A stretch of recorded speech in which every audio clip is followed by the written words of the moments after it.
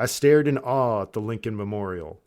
If Honest Abe had come to life and somehow managed to lift his bony 23-foot 4-inch frame from his throne, what would he say? What would he do? Would he break dance? Would he pitch pennies against the curbside? Would he read the paper and see that the union he saved was now a dysfunctional plutocracy, that the people he freed were now slaves to rhythm, rap, and predatory lending, and that today his skill set would be better suited to the basketball court than the White House? There he could catch the rock on the break, pull up for a bearded three-pointer, hold the pose, and talk shit as the ball popped the net. The great emancipator. You can't stop him, you can only hope to contain him. You're looking very bearded. You have your winter face blanket on. I do. Yes. I keep thinking maybe I'll shave it, but it's not hot in LA. You know, it's like maybe it'll get up to 65 in a given day. So it's cool enough for a beard. And I always just get kind of fascinated every few years with just like, has my beard finally thickened into adult beard yet? Because I've always had a very patchy beard. It's kind of looking like it is.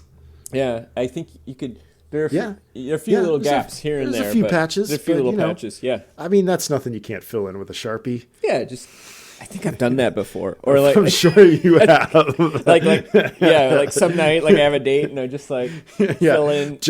Just for men? Fuck off. Yeah. The Sharpie. I actually think I used one of these gel pens, like what I'm holding up right now, but a black, like a... You're like painstakingly blacking in every hair. Like just you draw like 10 little hairs, so as opposed to... Because if I just made the whole thing black, that would look fake, right? That would look so odd, you have to let a little bit of skin show through, yeah.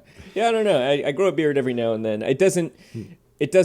It's a weird version of me, but I think it suits you. You kind of got you've got like a crew neck sweater on right now. You're looking very Fisher-ly. Yeah, thank you. Yeah. I'll take that. I'll take that. Yeah, I went out. I had a little bit of a gap today, and I went out and surfed, even though the surf wasn't great.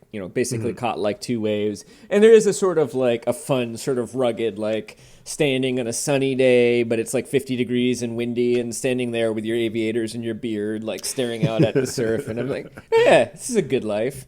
Yeah. 18-year-old me would have appreciated Jesse at, 40X years old. But shall we talk the Sellout? We're back to books. Back to books. It's fun. Movies were fun. How was your adjustment of being back to books? I was a little like... oh my God, I have to think hard about this. I mean, I actually kind of missed reading a book, having a book going for upper middle brow, to the point where I actually read Ringworld again. And then I started reading The Moat in God's Eye, just because it's like I always have a book going, and for the past year, often that book has been the upper middle brow book. So that was good. I mean, this will be interesting because I feel like, I don't know, but I do know that this type of book, it is probably the kind of book that where you and I differ the most in terms of our taste. I've been thinking about that too. Without going into too much detail, this was a challenging book for me, and I feel grateful for the challenge. I'm glad I took it on. I'm not bitter about reading the book, but this is not a book that I really find most of the time pleasurable to read.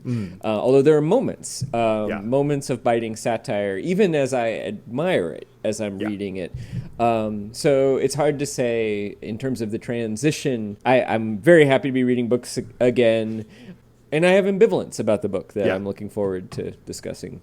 Yeah, me too. I sort of felt that as I was reading it, I was kind of like, oh, I think this is going to be one where I'm like, isn't this great?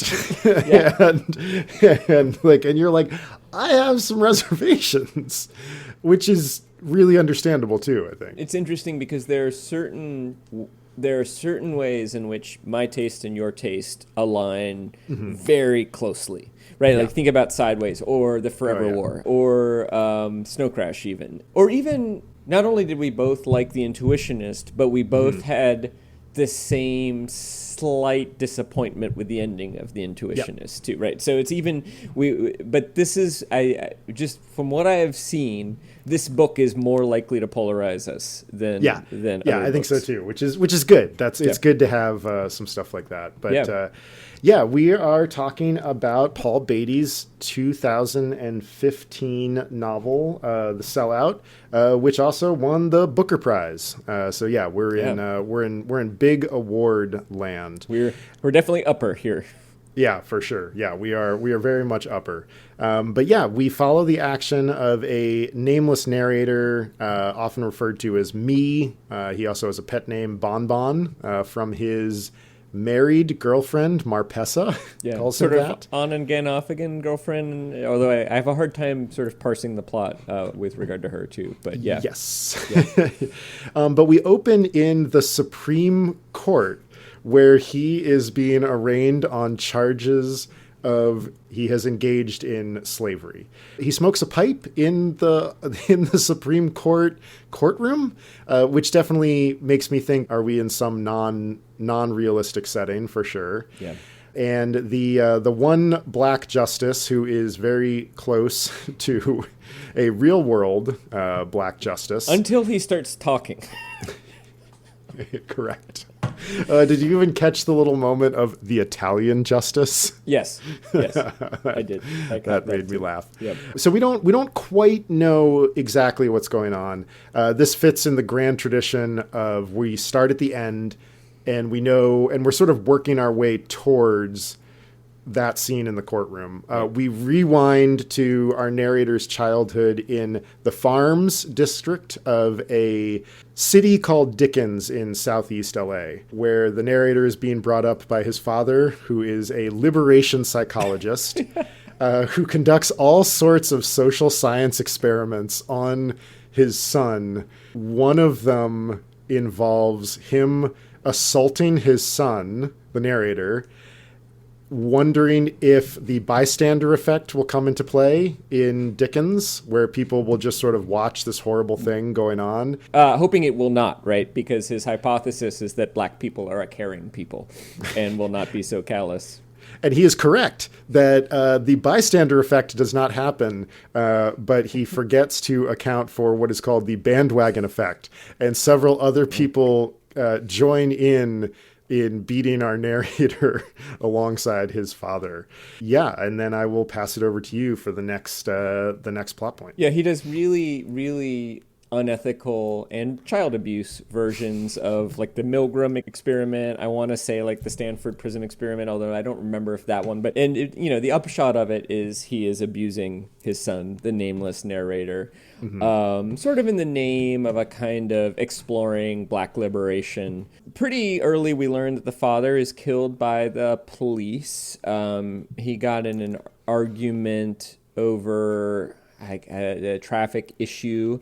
And then pretty quickly, the father always had kind of a hobby farm in the backyard and also kind of put his son to work managing that farm. And so that when the narrator comes of age, he finds that he can make a living farming. He grows a lot of things, but his specialties are cuboid and other specially shaped watermelons and really good marijuana. And we get the sense that that's enough for this character in this, not fully enumerated world to survive, to make his living, to get by. Around this time, Hominy, who is an elder black man living in the neighborhood, I think like the one famous person from this neighborhood, starts living with him on the farm or spending time with him on the farm. He is one of the members of the Little Rascals TV show from the 1930s.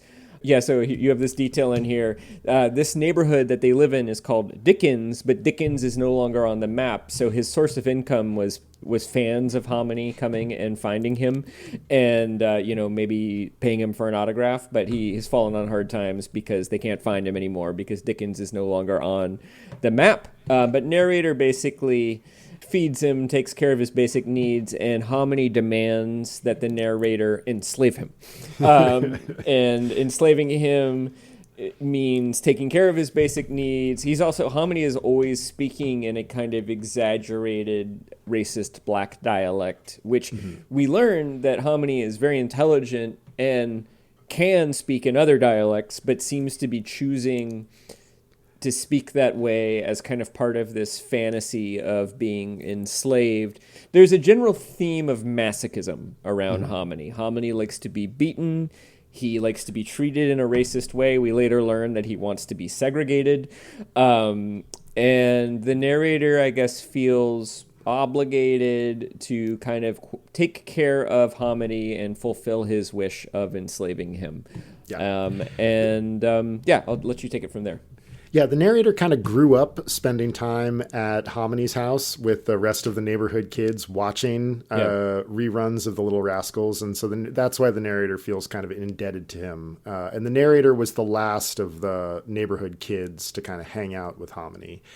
And the narrator has also taken on the Dickens role that his father played. We are going to have to insert a little thing in here about a content warning. It is going to be a little hard to talk about this book without using the N-word throughout. We are going to do our best. But his father was sort of known as the N-word whisperer for basically keeping people in the neighborhood from killing themselves. And the narrator has kind of taken on that role after his father's death and has saved Hominy from killing himself. So perhaps that's another connection for why he wants to take care of him. Or killing themselves, or basically somebody who's gone off their rocker and is about to do something very dangerous and destructive, whether it's kill themselves or kill somebody else, or throw get into a baby off of a bridge. Throw a baby off a bridge, get in a shootout with the cops, whatever it might be. The narrator and his dad specialize in sort of soothing these people, calming them down, and getting them to come back into the peaceful fold. Yeah. Partly because of Hominy's plight, our narrator decides that he is going to try to kind of reincorporate Dickens and bring it back. And this starts, he and Hominy set up a traffic sign in the middle of the night, like a perfect green highway traffic sign announcing an exit for Dickens. They redraw a border for the town with like a field painting roller. And then the narrator announces this plan to the Dum Dum Donuts intellectuals, a local think tank that the narrator's father opened. The current head of the Dum Dum Donuts intellectuals, Foy, tells him to back off, but another member, a gangster named King Cuz, encourages our narrator to kind of keep going.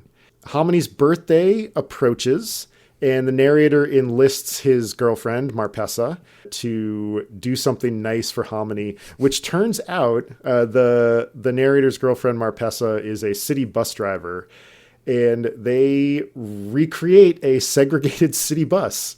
And Hominy waits patiently on it for a white person to get on so that he can surrender his seat to the white bus rider. Of course, no white person is going to get on this particular bus route, so the narrator hires an actor to play a white woman that Hominy can surrender his seat to. And then they take the bus on a wild party up to Malibu, along with, I think, like the entire staff of a Jack in the Box across from the Malibu Pier. I think also it's probably worth saying that the reason Dickens has been wiped off the map is attributed to some kind of gentrification / real estate reordering, renaming of things. Although I don't think a bunch of affluent people have showed up in Dickens. And in fact, I think to the degree that there's been demographic change, it has shifted from predominantly black to predominantly Mexican American. But there still is this sense that Dickens has been taken away by the forces of real estate, by the forces of capitalism, by the forces of racism. A little bit confusing exactly which or how, and what the ultimate effect has been. But there does seem to be some sort of, even in the moment of segregating the bus, I think it's Marpessa or somebody reports that perhaps people are starting to kind of coalesce around the idea of Dickens as a community a little bit. Like we do sense a little bit of narrative momentum in this direction of perhaps our narrators kind of mischievous and not very well planned or particularly strategic attempts to bring Dickens back might be gaining a little bit of momentum by halfway through the book. The narrator tries to find a sister city for Dickens, and to kind of, to me, this moment is just a big long joke. But Dickens is turned down by Chernobyl, Kinshasa, and Juarez, all for reasons relating to, say, in the case of Chernobyl, the environmental devastation; in Kinshasa, the poverty; and Juarez. Is it the race, the crime, right? It's crime and violence. Exactly, right. So each of these cities that are known for these things reject Dickens for essentially the thing that they are known for. The narrator in one of the last chapters we read demonstrates a calf castration for career day. Is it his sister who is the school teacher? I kind of sort of lose track.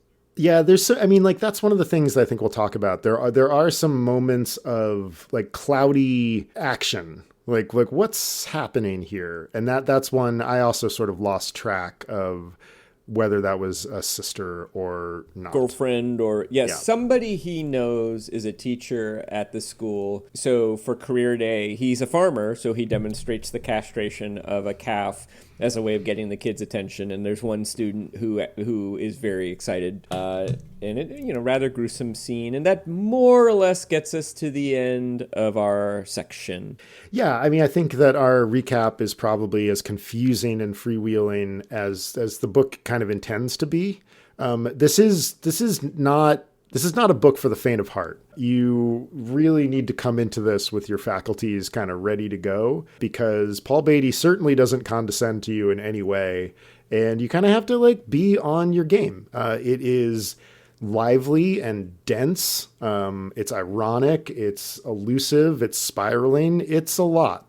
Disturbing too. I mean, there are many depictions of violence. There's a lot of racist language. I mean, and I think the racist language is generally employed in an anti-racist context, but also, the narrator and the characters speak in a way that is, it's not cleaned up. Right.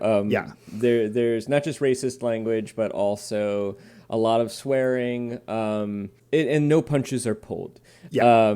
There's a lot of critical energy in the book, and a lot of satire in the book as well, or there's a lot of anger, I guess I would say, in the book. Whether the writer is intending anger, the characters experience a lot of anger and hurt and bitterness, and that those emotions soak the book. Yeah, I think we could flip back to our conversations about tone and Jonathan Swift, and I mean this exists very powerfully in the tradition of Jonathan Swift, of attempting to right social and racial wrongs through satire and irony. Yeah. And I wanted to kick things off with a reading from early in the book. And the reason I picked this passage is because it gives us a sense of where we are. It's not so hard to track that it's going to not work in just a quick little reading. And this is a description of Washington, D.C. And our narrator is from Los Angeles, so he has come a long way for this. Washington, D.C., with its wide streets, confounding roundabouts, marble statues, Doric columns, and domes, is supposed to feel like ancient Rome. That is, if the streets of ancient Rome were lined with homeless black people, bomb-smithing dogs, tour buses, and cherry blossoms. Yesterday afternoon, like some sandal-shod Ethiop from the sticks of the darkest of the Los Angeles jungles, I ventured from the hotel and joined the Hajj of blue-jeaned yokels that paraded slowly and patriotically past the Empire's historic landmarks. I stared in awe at the Lincoln Memorial. If Honest Abe had come to life and somehow managed to lift his bony 23-foot, 4-inch frame from his throne, what would he say? What would he do? Would he break dance? Would he pitch pennies against the curbside? Would he read the paper and see that the union he saved was now a dysfunctional plutocracy, that the people he freed were now slaves to rhythm, rap, and predatory lending, and that today his skill set would be better suited to the basketball court than the White House? There he could catch the rock on the break, pull up for a bearded three-pointer, hold the pose, and talk shit as the ball popped the net. The great emancipator. You can't stop him. You can only hope to contain him. God damn, that's some writing. Oh my God. And it doesn't really let up. Do you know, like it's like that level of density, that level of illusion, that level of humor, and that level of sort of surrealism too, Yeah. where you're not Yeah. even really sure what's happening, because the sentence spirals into this kind of suddenly we're thinking about Abraham Lincoln playing basketball, Yeah. and what does that have to do with DC? It's sort of easy to lose. Why did you want to start with that reading? I mean, I thought it was a good way to get a taste of the prose. Yeah. And you're right. Like that level of writing is on all the time. It just never flags from that level of energy, which is kind of amazing and is part of the reason why this book is difficult. Like this is not a sit down in front of the fire and casually leaf through the Sellout. You kind of have to have your game on to do this. And the reason I really grabbed at that last sentence, you can't stop him. You can only hope to contain him. Yeah. A brief search of where that phrase came from led me down a list of, oh, it's definitely the Incredible Hulk. No, it's definitely about Wilt Chamberlain. No, it's definitely about Michael Jordan. No, that was on the movie poster for The Blob. And when we start talking about The Blob, then we're also talking about communism and we're talking about domino theory. And the reason I grabbed this is like, this is the level that you kind of have to operate at with this book. And you will be lucky, I think, if you pick up half of the illusions as you cruise through this. I'm sure there are ones that that I don't get, and I don't have the cultural kind of attachment to it. But I love the rhythm of it. It sits in this tradition of like 19th century books where like a narrator sort of goes on a grand trek, like Lawrence Stern novels and things like that. And that's the other thing Paul Beatty is doing, is he's appropriating these like pretty white manners of narration from earlier eras, and then like setting it in Washington D.C., which itself is like a parody of a European city. And so I picked this one because I thought that it was like fairly easy reading for this book, but does a really nice job of sort of showing what this book is going to be like. It's like the early parts of a video game where you're kind of learning the ropes. Yeah, and I'll have to say, like, I remember reading that the first time, and I was really enjoying the first 10 pages or so. Uh-huh. But then I expected that at some point that level of density and that level of illusion and that level of whimsy would sort of slow down a little bit, and there would be more attention to action, and I suppose it did. But I'm not really. It didn't to the degree that I expected. Yeah, reading this book is somewhat like being assaulted by a 16-lane highway. Interesting. Say more about that. It's dense. It never stops. It continues. It's loud. It's energetic. There's chaos and order at the same time. It's dangerous. It's just, it never really, I'm glad you said it feels kind of surreal. 'Cause like, I also wanted to set up my first question. If you were only allowed the three options that I put on the rundown, is this magical realism where, like magical things happen in the narration and they may or may not be real? Is this speculative fiction? Is this an entirely reinvented landscape like like what happens to the US in Infinite Jest? Or is this surrealism? Like, is this the taking two things that can't exist with each other and putting them in the same place? Like, what does this book feel like to you out of those three options? I hate that you gave me those three options, because I'm going to cheat and say I think it's absurdism. I think it's D, absurdism. Of those three, I think surrealism is the closest. But to me, surrealism would be like Hominy waking up one day and he's white, you know, Okay. and it would be literally an impossible. Like Gregor Samsa wakes up and he's a bug. Exactly. Or like the narrator's house comes alive and starts eating people. Or it doesn't. I don't think it's speculative fiction because I think it is the world we live in. And I don't think it's magical realism because I haven't seen a lot of magic. What is ratcheted up is the absurdity of the character's behavior. So it's, to me, the characters exist in this world, and the degree of racism I don't think is particularly exaggerated. Maybe it's exaggerated in certain moments, but I think it's more or less, the forces at work on the narrator are the forces we encounter. I don't think that DC is represented as like, even worse than it is today, like 20 years in the future, sort of like Infinite Jest, where it's like, it's recognizably our world, except for now corporations sponsor years, like Year of Glad, Year of the Dependent. It's not that kind of thing. What is bizarre is that the characters behave in ways that they're exaggerated to the point of impossibility. Okay. Nobody would smoke marijuana in the Supreme Court. And if they did, they would immediately be escorted out of the court. The narrator's father would not be allowed to get away with doing these. Electrocute his child for getting questions wrong. Yeah, and I actually looked this up because I was like, is this based on something?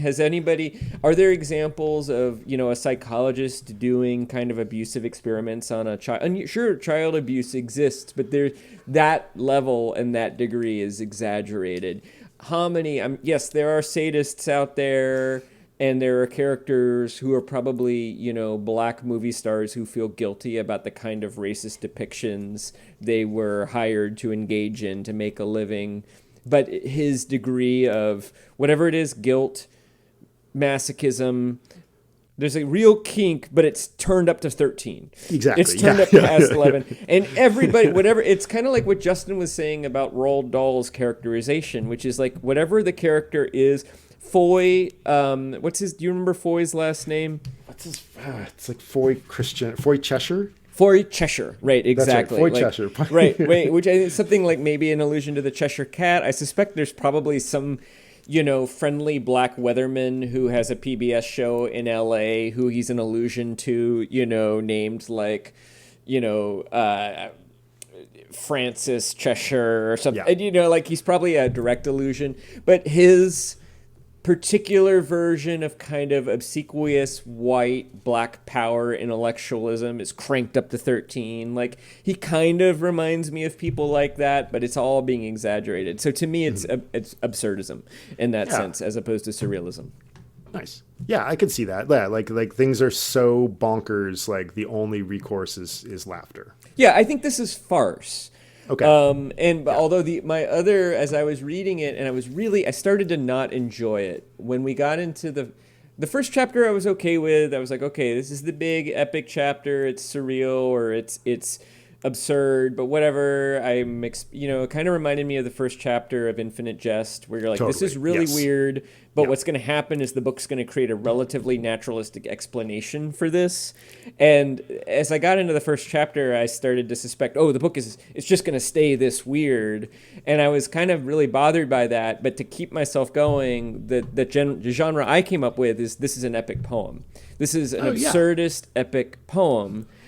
And because the language is poetic, and it has and it has the beauty of poetry, and it also, calling it an absurdist epic poem allowed me to enjoy it more than I was enjoying it, because that gave me permission to just enjoy the language and the digression without worrying so much about how it all fit together and whether it fit together in a satisfying way, which I'm not sure it does.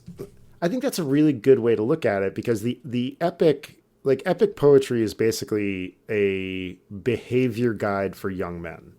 Like that's what epics are supposed to do. Like that's what that was their original intent, is like, here's a big story about dudes doing the right thing. You should do the right thing. Kill Grendel, Kill his mom, kill the dragon. Then you're dragon. A man, then die.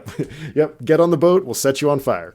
And I think that what Paul Beatty is after is that sort of like, I mean, the satire is so biting where it's like, this is a behavior manual for, like what it's like to experience this level of racism in America. Yeah. The tone of the book is angry. I like that way of kind of looking at it because it really does make it a little simpler to walk through. That nailed my follow-up question. What's your question about the neighborhood? Why is the neighborhood called Dickens? Oof, boy, I was sort of worried that this was going to be a thing. Your text alluded to your having thought about this to some degree. Of course. Like, I mean, and I was like, oh yeah, we could call this like faintly Dickensian, which itself is a joke that requires knowledge of like mid-Atlantic small universities. And I mean, so, okay, we know that we've got a Dickens allusion when he brings the map to the Dum Dum Donuts intellectuals group, this little like zoning map of Dickens, what's on the inside and what's on the outside. And one of the things that's on the inside is the worst of times. And one of the things that's on the outside is the best of times. I missed that. That's really good. The book is so dense that there are wonderful moments like that probably go by the first time. Oh, it's so good. It's like, is it an actual connection to Charles Dickens? I think yes. The structure of the book is similar to a Dickens novel in that we're following kind of a singular narrator through trials and tribulations. Beginning with childhood and going into adulthood. Yep, exactly. The names are sort of over the top, just like you would expect in a Dickens novel. He's an orphan. He loses his father, which is a common trope. Every Dickens novel does the character lose his father? I'm not sure. Probably. Or becomes estranged from his father or something like that. Dickens must have had like a badass side role, like side life as a D&D player, because like you got to get rid of those parents. You can't can't let the DM have anything over you. I am tentatively saying that yes, it is a connection to Charles Dickens, but I am worried that I'm wrong. That's too barefaced an illusion. Well, so I mean, what are the options, right? I mean, the options you've enumerated. One option is he is saying this is a Dickensian novel. Like, I just read Barbara Kingsolver's Demon Copperhead, which is clearly a Dickensian novel. The Diamond Age, which we read about a year ago, is clearly a Dickensian novel. The Goldfinch, Donna Tartt, is clearly a Dickensian novel, and all three are consciously so. So that's option one. Option two is that the worst of times, the best of times, he's saying something about the nature of poverty, because Dickens is the great 19th century narrator of poverty. That's what he was known for. There's also a lot of references to Mark Twain, too, Dickens' contemporary.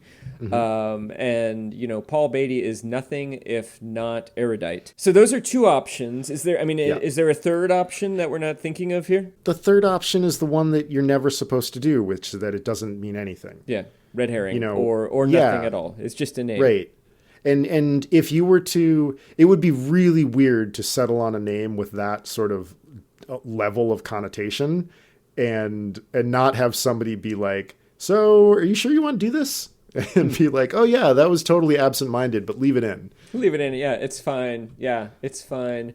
I mean, what's weirdo is that like those three that I just gave you, Demon Copperhead, The Goldfinch, The Diamond Age, first of all, this novel's not that long. Like Dickensian novels are usually long.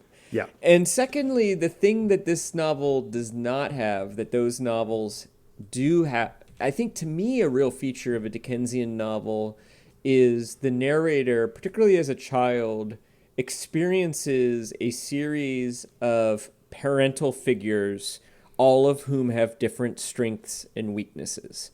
Yeah. So like David Copperfield has, I forget the name of the family that takes him in. They are kind, but they are poor. you know, and they can't really look after him. And then at a certain point, he finds his grandmother, and she is harsh, but she is wealthy, and she's harsh, but she's fair and takes relatively good care. And then it's the football coach who becomes the adopted amazing. father, who's an addict, who is generally understood as good-hearted but kind of emotionally unavailable. And then you also have a couple of terrible step-parents in there and terrible foster parents. And often the pattern, I feel like, in a Dickensian is like good parental figure, bad parental figure, good parental figure, bad parental figure. And I'm not really seeing this. I'm just like, the dad sucked. The dad's gone. Yeah. Then he's grown up. So I'm not really seeing the connection to a Dickensian novel, even though maybe there are other aspects of a Dickensian novel that, I mean, certainly the coming from poverty. Yeah. The courtroom scene, like that's got like a real sort of like overblown kind of profundity to it that has like the same sort of feeling of like any of the courtroom scenes in Bleak House or any time that Dickens novel heads into a courtroom. Yeah. Okay. And then, I mean, Hominy is kind of a parental figure too, but I don't know. It just doesn't, I don't, to me, it feels a little mysterious still. Yeah, and I think there's a lot about this book that's a little mysterious. Yeah. There is, for all of its density, there are parts of it that kind of hang out in an abstraction that is sometimes pleasant and sometimes dislocating. There was like a section where he was talking about Marpessa, and I could not for the life of me figure out if we were in flashback or real time. Yeah. And there's a few moments like that where you just, and I think it's probably more me than him, where like the thread is so intricate. Yeah. Well, I mean, okay. I mean, I'll just put my cards on the table right now, because I feel like we're building to this and we have other things we want to say, but I can't tell if I am outclassed by this novel, if I am not culturally. That's one possibility. Like, its complexities are just too much for me. 2, I'm not outclassed by it intellectually, but I'm not culturally competent to fully understand it. Or B, or C, is it kind of a brilliant mess? Is it an assemblage of brilliant moments suffering from the lack of a real master plan? And I think it's tricky because it won a Booker Award. And also because I'm a white man and this is a black writer, my concluding that it's a brilliant mess could just be my own inability or even discomfort with the subject matter, or it could be a brilliant mess. And I also think I'm not interested on upper middle brow. Like, this is our fun podcast and we enjoy books, but honesty is really, really important to me, you know, and I refuse to pretend to enjoy something and I refuse to pretend to get something that I don't actually get. I think that's counterproductive too. So that's what I'm struggling with halfway into this book. Yeah. I think all of those things are possible and plausible, and they all could be true. Like, there are moments where I feel deeply outclassed, where I'm like, boo, like this is very good. This is very smart. Clearly he's read, everything. And then, there are times where it feels like it is a beautiful mess. And then I would guess, given the level of intelligence that's behind this, I think that is probably intentional. And I would guess that he is maybe trolling us a little bit. Maybe. I think that is probably something else that's going on here. Yeah, I have a reading that I picked just for like the beauty of the prose. So maybe we can sort of luxuriate in that. Yeah. Before you do that, I will just note there's definitely a pattern where if we both identify a potential weakness, you are more likely to suspect that it is intentional on the author's part, and I am more likely to be skeptical of that and think, maybe they're just not perfect, and maybe it's just not quite fully realized. Yeah. Yeah, which I think it's fair. I think that's good that we have those two leanings. And the reason I land on the intentional one here is like I'm blown away by this dude's intellect. It's really impressive. So this reading is from the period they're on the segregated bus.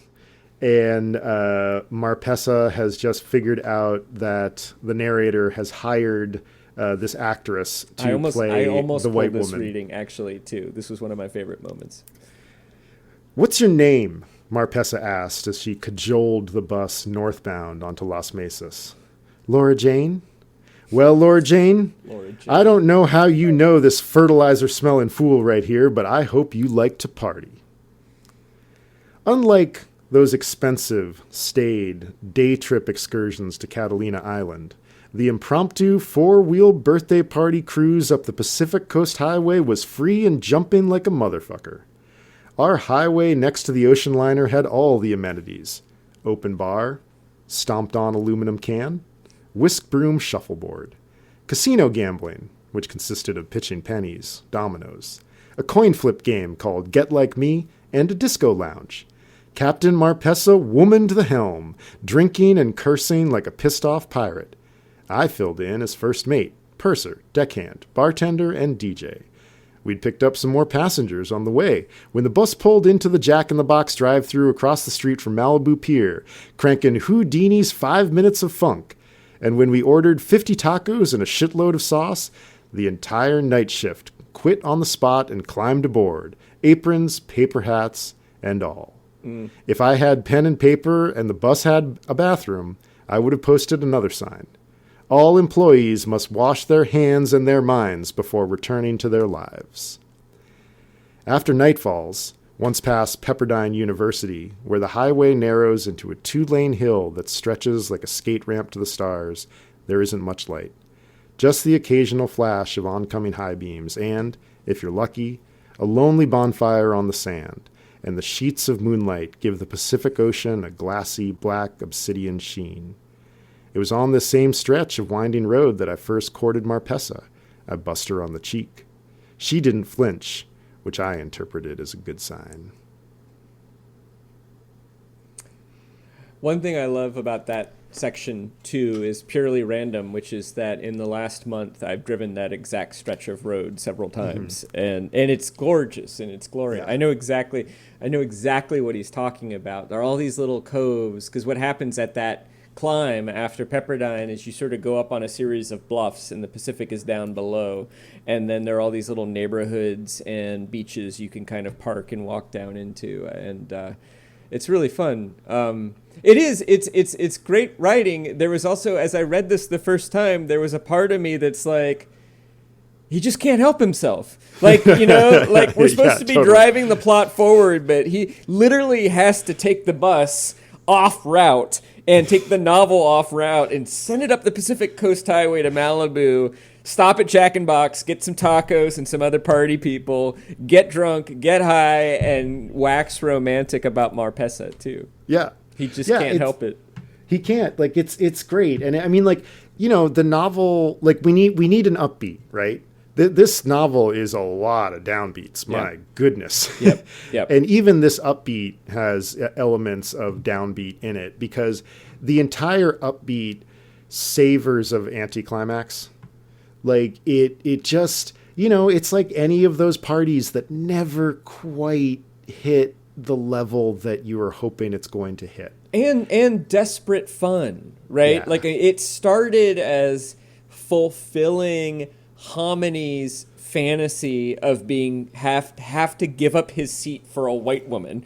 That they're doing this as a treat to him on his like weird masochistic kink about being treated in very racist, painful ways. Yeah. And then even when Marpessa says, "I hope you like to party" or whatever it is, you know, I don't know how you met this fertilizer-smelling fool, but I hope you like to party. There's this sense of just like, she's kind of exasperated. There's a real sense of, fuck it, we're taking this bus to Malibu. And they like flood the bus. Yeah. Like the dispatcher keeps being like, "Where are you?" and like, and I mean, and even Hominy, like the next paragraph, like, Although the bus cruise was bumping, Hominy had spent most of the ride standing in the middle of the dance floor, stubbornly holding on to the overhead bar and, by proxy, the history of American discrimination. Yeah. Like he's so desperate to keep that thing going. Yeah. And I mean, he's the whole reason they're here is to play through this, cosplay of like a terrible part of American history. And he's trying to keep it going while everybody else is like, fuck it, let's get high and go swimming. Yeah. Yeah. And it's also in that moment too, it seems like none of these, and this part, I don't know, this part gives me mixed feelings because the narrator, and it seems like none of the characters can never forget their place in the racial order, which can be which is an oppressive feeling. Like there's these lovely moments where the narrator goes surfing, and those are the moments where I kind of like him the most because he's surfing places I surf, and his descriptions of paddling out in the rain, and I kind of relate to him. There's this sort of the only little wholesome moments in the story, and then he has all these encounters. That basically, like whenever he comes to shore and anybody sees him, he always has an encounter with a kind of like vaguely friendly but still racially conscious white person. Like at one point I even think they're sort of like, hello, black surfer. Nice to see somebody of your complexion out here in Malibu, and it's like he can't have an experience of just being a surfer, a person, right? And even if the white person is not being mean or racist, there's always this overlay of race on his experience in a way that's exhausting. The first line of the book, this may be hard to believe coming from a black man, but I've never stolen anything. You could put this may be hard to believe coming from a black man, but in front of just about every sentence in this book. Do you know what I mean? Like there, that phrase is it that is the subtext of just about everything that we hear. And it is, I don't know, it's like I was saying earlier that I'm not sure if there's a coherent structure to this book, but I think so far, I think it was our discussion of the cook, the thief, his wife, and your lover, when you said this book is about something the way that a cat is about a house. And I kind of feel like this book is the same way. It to me, there is a plot, but it's mostly just digression, allusion, satire, exaggeration, figurative language, which all gives you the sense of being black in America today. Yeah. It's like if you took like Jonathan Swift and then like pick like a hardcore postmodern writer and like stuffed them together, and that's where we're at, because it doesn't have much of a traditional manner of unfolding, because I don't think that's what it's trying to do. It sort of has a bigger project. It's a series of set pieces. Yeah. And it lacks, so far, maybe we'll get this, but so far to me, what it lacks is the moment where Swift says, now some might say that we should actually like feed and clothe the poor and educate them and give to me. It lacks, it knows what it's angry at. Yeah. I don't know that it knows what it likes. Mm-hmm. Yeah. And it's one, I put this in our little note from the rundown where I'm like, I'm having trouble saying anything about this book that isn't already contained in like the readings. Yeah. And, like perhaps I moved past some of those moments, but there's so much good. There's so much excellent writing and like deep allusion, that it's hard to keep track of the moments when the plot sort of pokes its head up out of all of the rest of it, which I really enjoy. Like I really enjoy this kind of collage of allusion and tone and satire. Like I really dig it.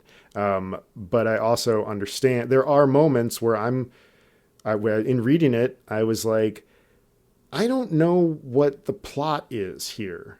Like we seem to be spending quite a bit of time with this character named Hominy. Right. Yeah.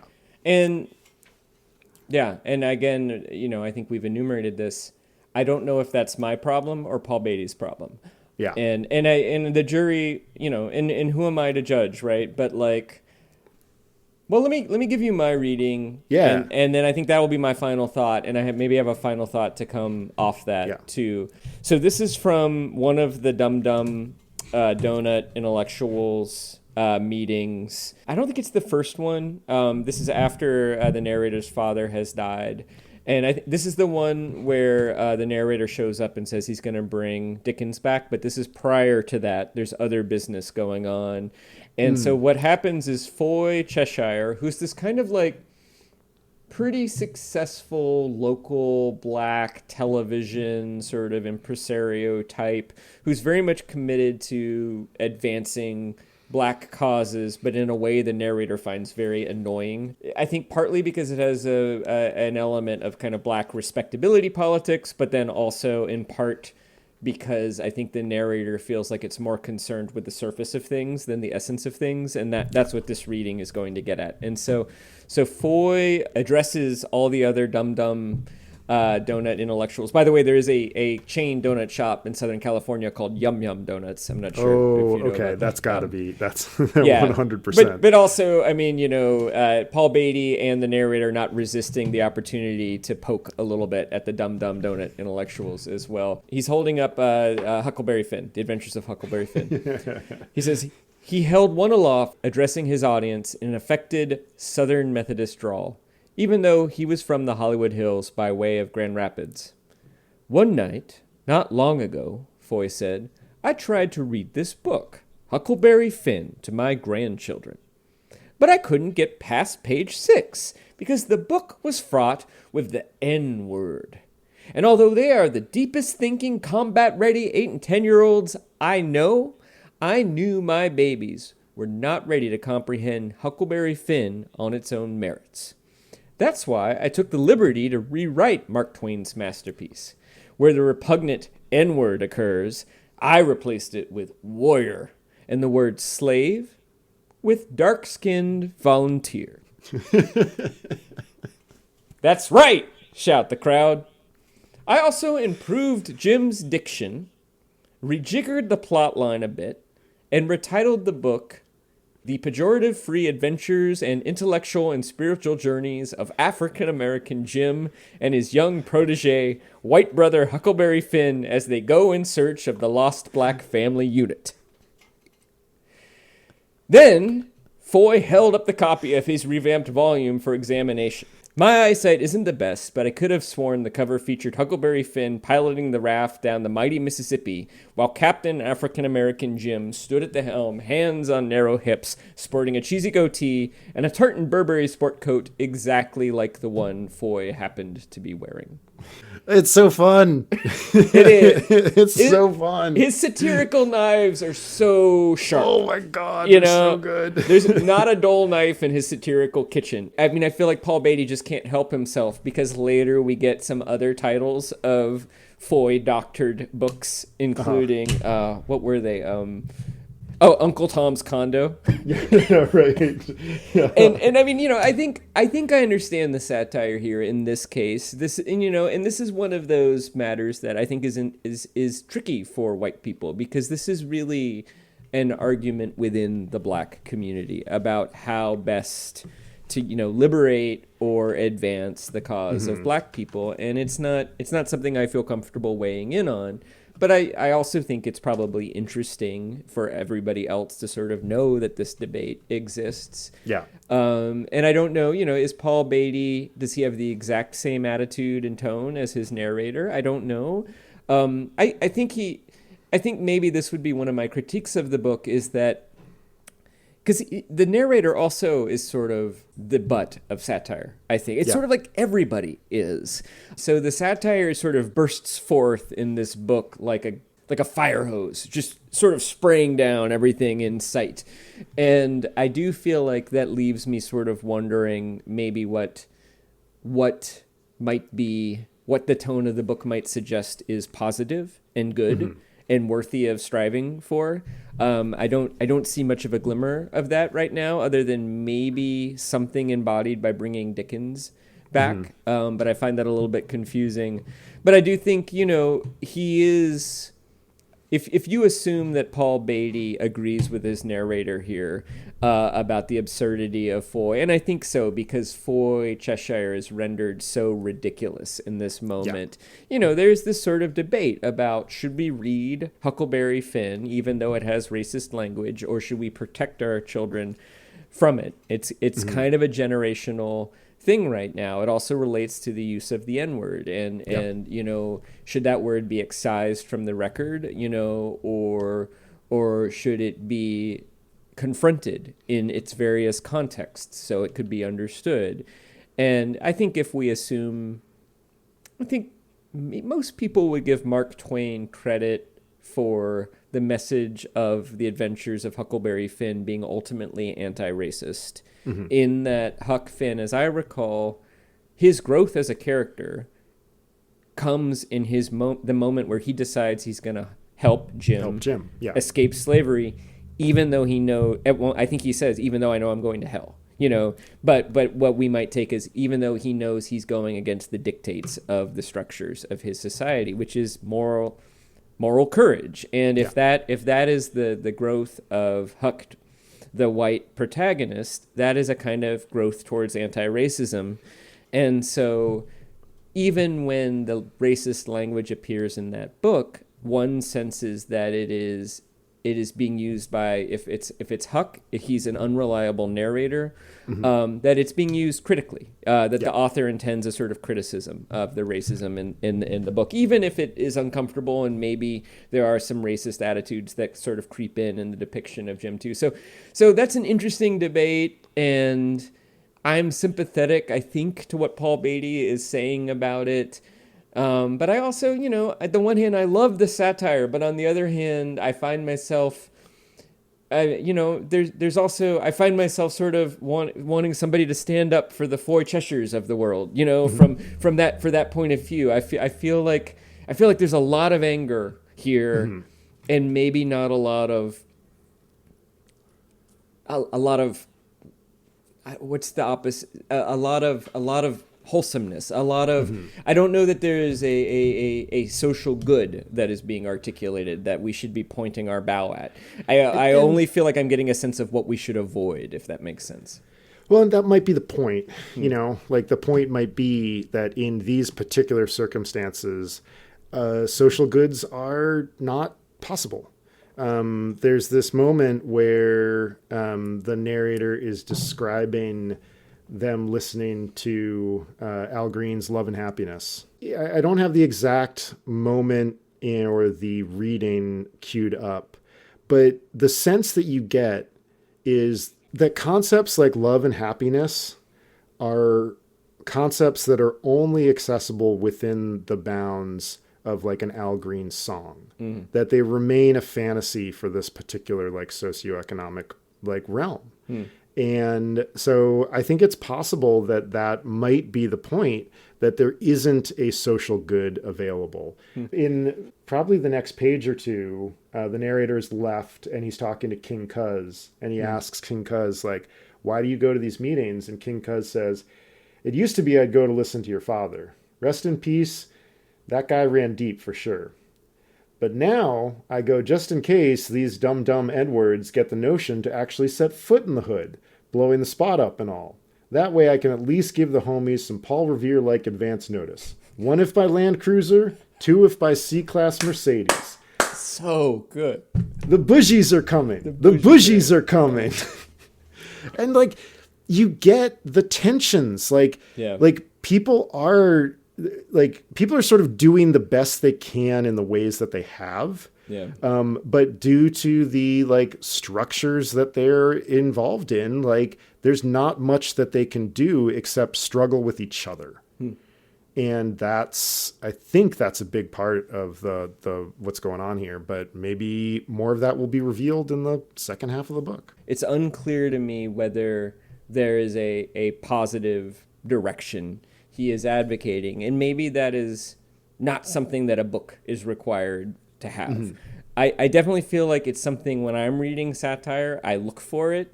I think I saw it in Parable of the Sower. I think I saw it in The Intuitionist. I think I even saw it in the 5th season.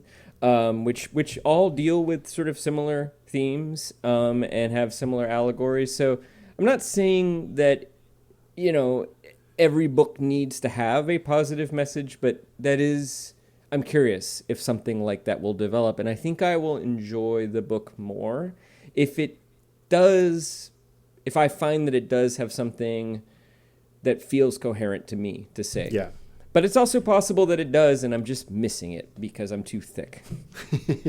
Well, I think, compared, put up against the power of Paul Beatty's brain, I think all of us are probably a little thick. Yeah, yeah. So we're in the same problems of Jennifer Egan or David Foster Wallace or people like that who are just so smart, and David Foster Wallace was the same way. He couldn't help himself in some set pieces where he was just I have to put this in. It's too funny to me. Yeah. And, and I hear you, the world is terrible enough, and it is sometimes the realm of fiction to give us a break from that. And a lot of the time I would prefer my world of fiction to give me a break from that. And I can understand that and still respect and admire the books that are angry enough that they want to take the terribleness of the world and extend it and amplify it, so maybe a few more people will see how terrible things are. Yeah, that does make sense. And I think that even if I don't end up enjoying the book overall, I think I will be enriched by it. Yeah. Even if it's for sure. hard to get through it. Let's go to trivia. Okay. Several A-list child actors auditioned for the Little Rascals, but didn't even get a callback. Yeah. Which of these three actors did not audition for the Little Rascals in the 1930s? Was it really the 1930s? Yeah. I went and looked. There's a lot of Little Rascals. Was it a radio show before it was a television? It's television show? A lot of TV. I mean, there was stuff up through the 50s.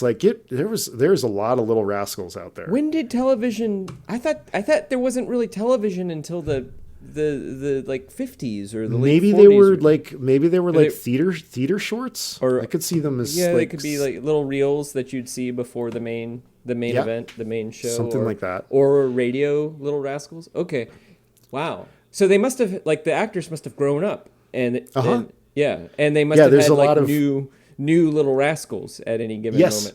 Yeah, the article parsed all the list of actors that have taken part in the Little Rascals is long. It's pretty amazing. They replaced cast members. So when Hominy is talking about random Little Rascals I'd never heard of before, that could be accurate. That's not. Oh yeah, Darla Hood is a real actor. And most of the ones that he talks about are all real. Wow. Yeah. So you're picking the A-list child actor who did not audition for the Little Rascals. All right. Was it A, Judy Garland, B, Shirley Temple, or C, Mickey Rooney?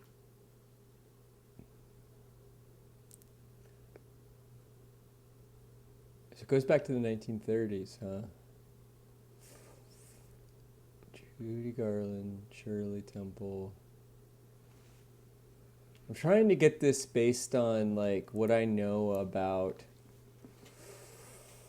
Well, okay, so here I'm gonna guess Shirley Temple, and my logic is that I think she was already famous as a child actor and therefore would not have had to audition, whereas I believe those other two, even if they were child actors, their fame came later in their career, so that I could see them. The Little Rascals would be sort of like somebody being like a Mickey Mouse kid today. I could see that as a training ground. So I'm going to guess Shirley Temple was the one who did not. That is great reasoning, but it was Judy Garland who did not audition for the Little Rascals. Both Shirley Temple and Mickey Rooney auditioned and didn't get called back. Which was probably a good thing for both of them. Yeah, I think it was probably beneficial. They turned out okay. Wow. Wow. So I wonder if there was ever a radio version of Little, like Yeah, a lot I'm of the interested early in TV that. shows. I think there was a Honeymooners radio show before there was, and there was a, I saw, I don't know if you watched the Lucy sort of biopic with Nicole Kidman recently, but there was a I Love Lucy live radio stage show before the TV show too. So a lot of things started out as radio. Okay, so as you pointed out, one of the ways the narrator makes his living as a farmer is by selling different shaped watermelons, including, I believe, Jesus-shaped watermelons at Christmas and Easter, but often square watermelons. And I was curious about that, and it turns out, sure enough, square watermelons are a thing. Yep. And they're actually quite common in a particular country.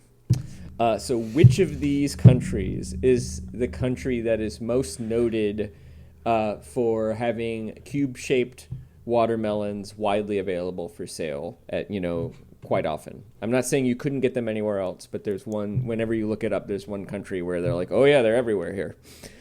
Is it A, Japan, B, India, C, Egypt, or D, the planet New Caledonia? I was waiting for it. As you were reading the question, my brain was just like, Japan, Japan, Japan, Japan. So I'm going to go Japan. How did you know? I mean, you're correct, but had you heard that, or does it just figure somehow? I don't know. Like, maybe I did hear it or something like that. Yeah. And I'm worried that my rationale will quickly drift into like sort of ethnic or racial profiling of, but like, Japan is a small country with a gigantic population. Right. And they are also, Japan is also very well known for being very efficient with like storage and spaces. True. And things being like clean and well You organized. only have so much space for watermelons in the fridge. Right. There's a huge waste of space. You don't have room for an ovoid in your refrigerator. Spheroid fruits. Yeah, unless you could somehow grow whatever the negative space of an ovoid inside a cube that you then It's put... like weird three-dimensional mesh melon. Yeah.